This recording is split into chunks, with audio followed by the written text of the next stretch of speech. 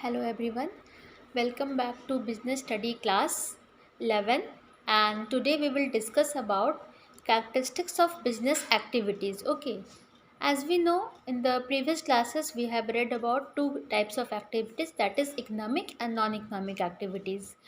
And economic activities मैंने बताया था वैसी एक्टिविटीज़ जहाँ पे मनी का इन्वॉल्वमेंट वो हो गया इकोनॉमिक एक्टिविटीज़। और नॉन इकोनॉमिक एक्टिविटीज़ में क्या होती है, जहाँ पे मनी का इन्वॉल्वमेंट नहीं हो, उसे हम लोग लव एंड अफेक्शन के तहत करते हैं, वो होता है नॉन इकोनॉमिक एक्टिविटीज़। ओके, आज हम पढ़ेंगे कैरेक्टरिस्टिक्स ऑफ बिजनेस एक्टिविटीज़। देखिए, बिजनेस एक्टिविटीज़ में टोटल 7 कैरेक्टरिस्टिक्स होते हैं, 7।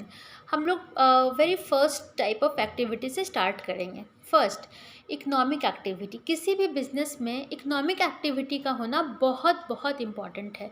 Economic activity again I mean to say जहाँ पे प्रॉफिट अर्न हो, जहाँ in terms of monetary basis. Okay, जहाँ पे मनी अर्न हो, हमें जहाँ पे हम मनी अर्न करके अपनी लाइवलीहुड चला सकें, वो हो जाएगा इकोनॉमिक एक्टिविटीज़।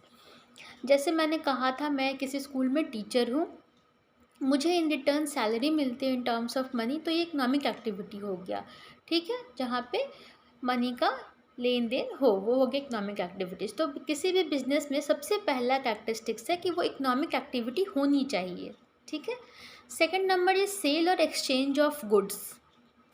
सी, जहाँ पे सेल और एक्सचेंज ऑफ गुड्स नहीं होगा, वैसे एक्टिविटी को हम बिजनेस एक्टिविटी नहीं कहेंगे। सपोज मैंने ढेर सारा समोसा बनाया, ओके, उसे मैंने अपने फैमिली मेम्बर्स को खिला दिया, तो क्या ये बिजनेस एक्टिविटी होगा? नहीं। इसलिए नहीं होगा क्योंकि उनसे तो मुझे कोई मॉनेटरी बेनिफिट नहीं मिल रहा है। मैं उनसे उसके पैसे तो नहीं लूँगी जो मैंने उन्हें खिलाया है समोसे। नो, मैं नहीं लूँगी। वो इंटरनल कंजम्पशन हो गया।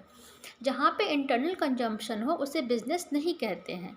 ठीक है, तो यहाँ पे उसी समोसे को अगर मैं मार्केट में जाकर सेल करती, इन रिटर्न मुझे वहाँ से प्रॉफिट मिलता, मनी मिलता, तो वो कंसिडर्ड होती as a business activity. Okay, तो सेल और एक्सचेंज ऑफ गुड्स का होना इस एक्टिविटी में is very important. Third point is regular basis. See, किसी बिजनेस में रेगुलरिटी का होना बहुत बहुत इम्पॉर्टेंट है। अगर मैं समोसे बनाया मैंने और मैं इसे मार्केट में एक दिन सेल कर दिया मैंने इन अ मंथ, और रेस्ट ऑफ 29 डेज़ मैंने बनाया और सेल नहीं किया, तो will I be considered a business women? No, मैं बिजनेस वोमेन नहीं कहलाऊँगी। अगर मैं डेली बेसिस पे समोसे बनाऊँ और उसे मार्केट में सेल मैं करूँ, तो ये रेगुलरिटी होगी। बिजनेस में रेगुलरिटी का होना बहुत इम्पॉर्टेंट है, इसलिए रेगुलरिटी बहुत ज़रूरी है। One transaction is not equal to business. If you will regular your transactions, then it is considered as a business. Okay, तो third point is regularity. Fourth, profit earning. सी, हम लोग कोई भी चीज़ क्यों करते हैं? With motive to earn profit. अगर हम लोग प्रॉफिट ही अर्न ना करें तो ऐसे एक्टिविटीज़ को हम लोग बिजनेस एक्टिविटी नहीं कहेंगे। जैसे सपोज़ मैंने एक इंस्टीट्यूशन खोला, वहाँ मैंने ढेर सारे बच्चों को फ्री में पढ़ाना स्टार्ट कर दिया। इन रिटर्न अगर मैंने फ़ी नहीं लिया, ठीक है, नहीं लिया मैंने, तो क्या ये बिजनेस एक्टिविटी कहलाएगा? नहीं कहलाएगा। ये मैं कब तक कर पाऊँगी? जब तक मेरे पास लिमिटेड रिसोर्सेज हैं। वंस मेरे पास रिसोर्सेज ख़त्म हो जाएंगे तो मैं ज़्यादा दिन तक ये इस चीज़ को कैरी फॉरवर्ड नहीं कर पाऊँगी, तो ये बिजनेस एक्टिविटी नहीं कहलाएगा। इसलिए यहाँ पे प्रॉफिट का होना बहुत ज़रूरी है।